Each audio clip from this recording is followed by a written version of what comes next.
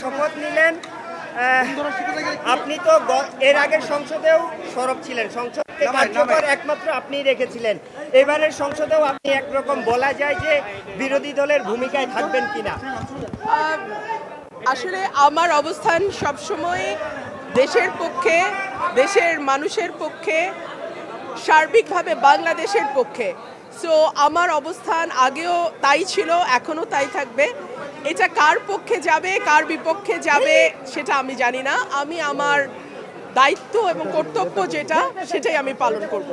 দেখুন, আগের 3টি নির্বাচনে বিএনপির উপস্থিতি ছিল না, সে কারণেই সেই সংসদটিকে অনেক সময় বলা হতো একতরফা সংসদ। এই নির্বাচনে আওয়ামী লীগের উপস্থিতি নাই। সো সেই দিক থেকে দেখতে গেলে বাংলাদেশের মিনিমাম 30% মানুষের রিপ্রেজেন্টেশন নাই। সো আমি তো আসলে খুব বেশি পার্থক্য দেখতে পাচ্ছি না। নিশ্চয়ই বিজয়ী দলকে আমি সবসময় অভিনন্দন জানাই, কিন্তু সেই সঙ্গে এটাও ভুলে গেলে চলবে না যে আমাদের 30% মানুষের কোনো রিপ্রেজেন্টেশন, মিনিমাম 30% মানুষের রিপ্রেজেন্টেশন এই সংসদে থাকবে না, সেটাও আমাদের মাথায় রেখেই সংসদটাতে বসতে হবে, চলতে হবে। দেখুন, আমি এই মুহূর্তে তো দলের কার্যক্রম নিষিদ্ধ আওয়ামী লীগের। সো তাদেরটা কিভাবে ফিরিয়ে আনা যায় সেটা তো আর আমি এখন বলতে পারবো না। তাদের নির্বাচনে অংশ নেওয়ার সুযোগ যদি দেয়া হতো, তাহলে দেখা যেত মানুষের ভোটেই যদি তাদের প্রত্যাখ্যানের ব্যাপার থাকতো, মানুষ তার ভোটের মাধ্যমে জবাব দিত। মানুষের ব্যালটের প্রতি আমাদের আস্থা এত কম কেন? মানুষ তার জবাব সবসময় সঠিকভাবে দেয়। ধরুন, আমার এলাকার কথাই ফর এক্সাম্পল, মানুষ কিন্তু ব্যালটে